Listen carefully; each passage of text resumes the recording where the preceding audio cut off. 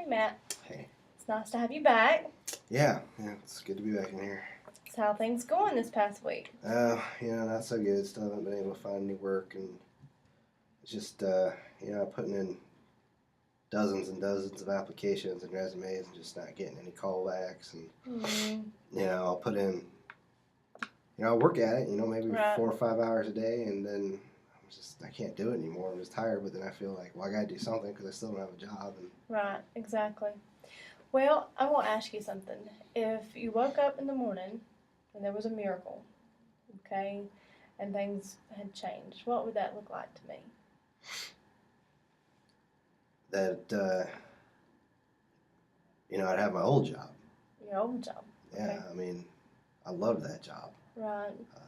I was good at it and was able to keep a roof over my family's head and keep the heat on. And so I didn't want to leave it, but I got laid off. So I guess the miracle would be that the economy got fixed and Right, yeah. they were able to hire me back. So I'd have a job that I was good at and that paid enough for me to feel like I could, hold my head high and so my wife didn't. She's working, another part-time job right now just to help us make ends meet. So she wouldn't have to be doing that. She'd get to spend more time with the kids, and so I'd have a job that I was good at and paid well, and my wife wouldn't have to work part-time, and we wouldn't have this cloud over our heads anymore. Right.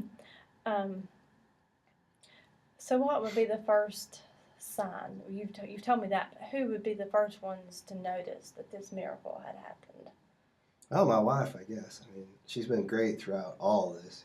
It's been 3 months now, and just having the economy the way it is, just haven't been able to find anything, and Right. she'd be as excited.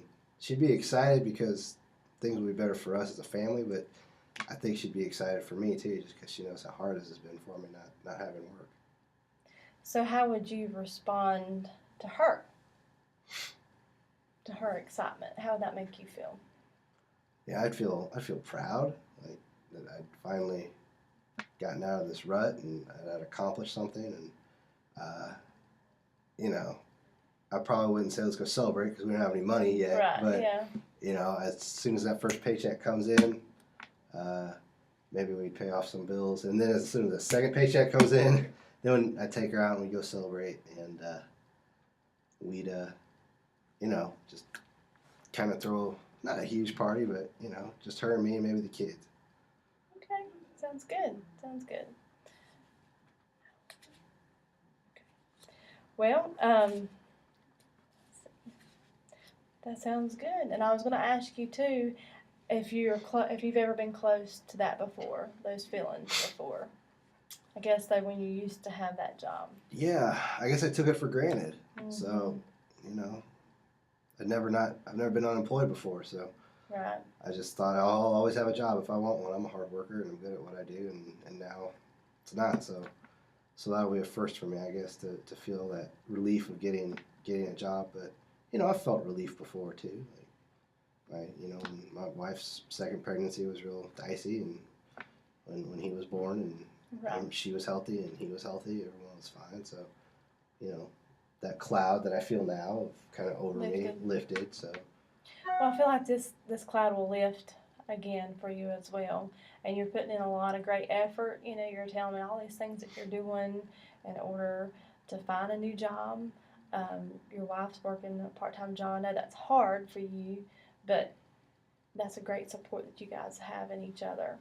So I want to encourage you to continue the fight to be able to look for a job and know that cloud will go away again. All right. I'll try to keep it up. Yes. It sounds like you're doing a great job. And next week we might talk a little bit about scaling that from 0 to 10. Okay? Okay. All right. Thanks. Thank you. All right. Bye-bye.